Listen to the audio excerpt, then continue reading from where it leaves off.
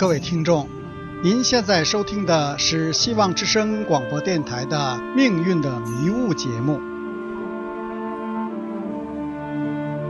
今天为您播出的是从摆摊测字成为封疆大臣。方冠成，字宜田，号向庭，清朝安徽桐城人。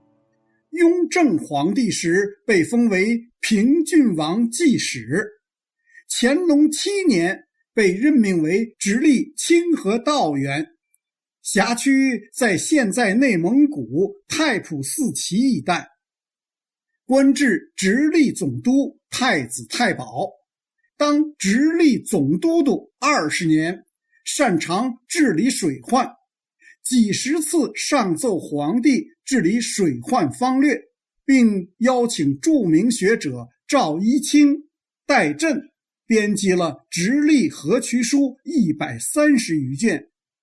此书对后世直隶辖区河渠的治理工程颇有裨益。他从一个一文不名的布衣，不经科举，也没有军功，却在10年间成了独掌一方的封疆大臣，主掌京都的直隶总督，成为乾隆一朝的名臣。他的人生大起大落，多次有贵人相助，其中也有算命相师的指点。方冠成的祖辈文学造诣很高，素有桐城派的闻名。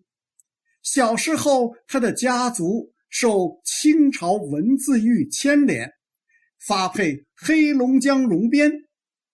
方冠成非常孝顺，经常一人徒步步行到黑龙江探望，千山万水，常常是日行100里，或一天只吃1餐，而不觉辛苦。在方冠成的漫漫旅途之间，有不少感人的故事，最为著名的就是所谓车力之交。有一年，再度前往出关省亲时，方冠成正独行在山东道上，杭州人沈廷芳与海南人陈彪恰好一同乘车赶往京都应试。两人看到10几岁的方冠成一路徒步步行，衣冠欠整，劳顿疲惫，却是举止端严，不由相问。交谈中，二人得知方冠成身世经历，非常同情他，于是邀请他一道乘车赶路。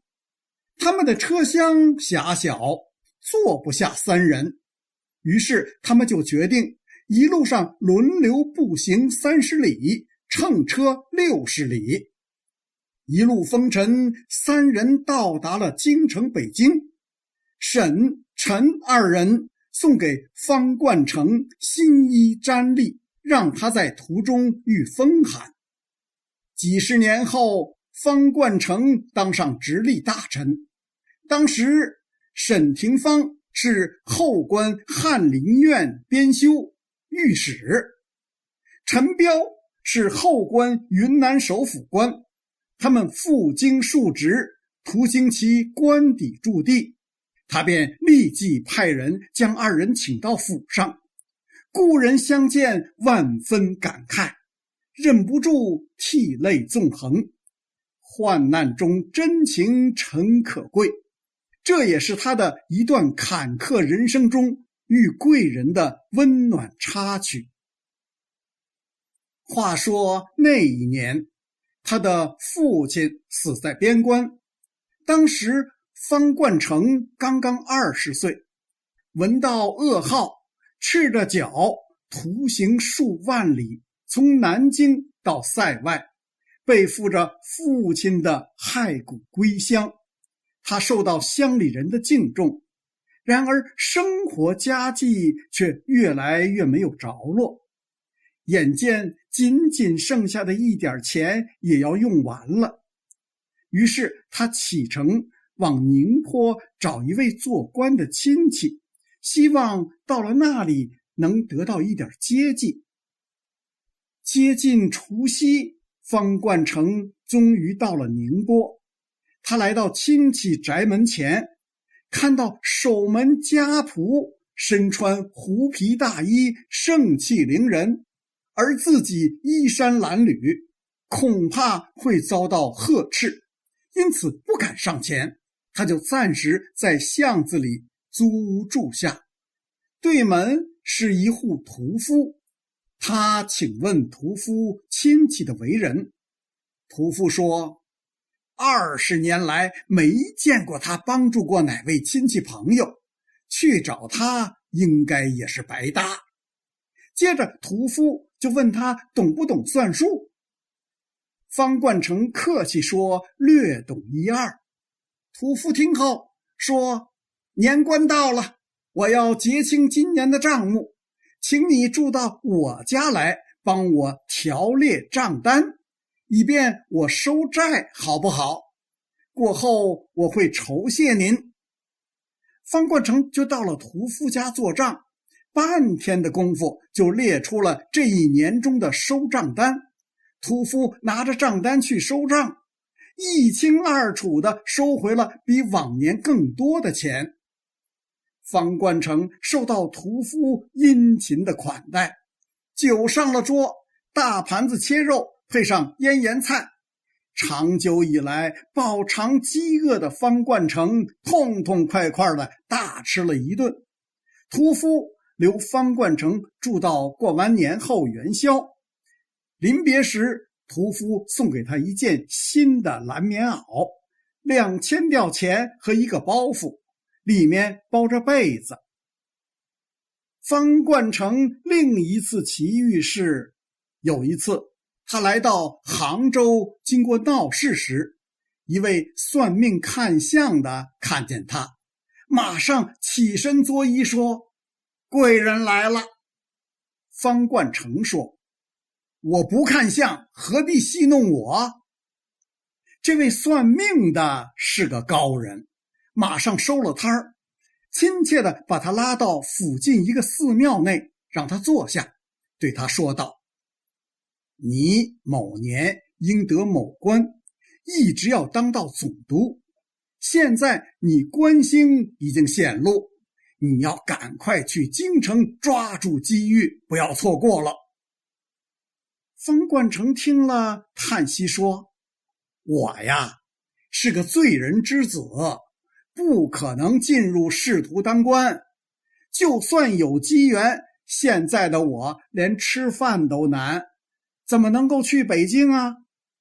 算命先生取出20两银子来，并写了个名字，嘱托他说，他日您当上陕甘总督时，有个总兵持物军机当斩，这就是他的名字，拜托您千万留意拯救他，这就算报答我了。方冠成问相士的姓名，相士支支吾吾没有告诉他。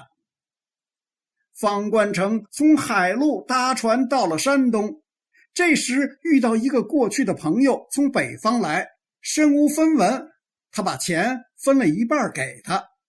后来遇到抢劫了，银子也没了。一场铺天盖地的大雪又把他冻倒在古寺外，昏死过去。幸亏寺庙中的和尚把他救活过来，并且留住他几个月才送他走。方冠成到了京城，就在总督府附近摆摊卖篆刻印章。一天，总督府人员进出时，门吏要他把摊子收起来，斥责他收拾太慢，结果他一气弃摊离开，不得已只好在东华门的闹市上靠拆字算命糊口。一天，满清王爷平郡王爱新觉罗福鹏上朝途中，路经东华门，看见测字摊招牌的书法很有功力，停轿一谈，发现摊主方冠成学问见识都非同等闲之辈，就延请他到府中当记事的幕僚。在王府，王冠成很受礼遇，王府的楹联，也就是门口的对联、帖子都由他书写。当雍正皇帝临幸王府时，看到王府楹联都换新了，书法很上乘。雍正皇帝本身对书法很下功夫，他很欣赏这些楹联的书法，问是何人手笔，当下即召见方冠成。方冠成从此进入了皇帝的眼帘。雍正10年，雍正皇帝任命平郡王为定边大将军，出征准噶尔。这时平郡王上奏，请准方冠成随行做书记。雍正皇帝赐方冠成以布衣进中书官职，随军出征。出征凯旋归来，方冠成得以军功实授内阁中书。前后不到10年，他从布衣赐中书官至太子太保、直隶总督、陕甘总督大臣。当官后，他一一报答了当年他在贫困潦倒时帮助过他的恩人。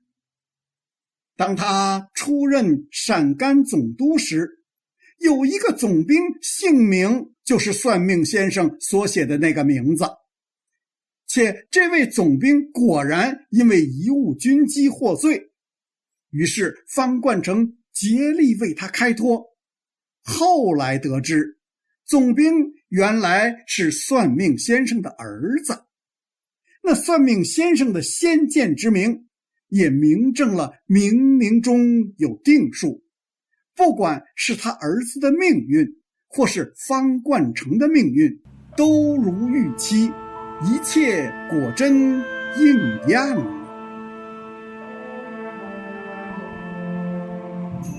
各位听众，希望之声命运的迷雾节目今天就播送到这里，我是陆平，咱们下次节目再见。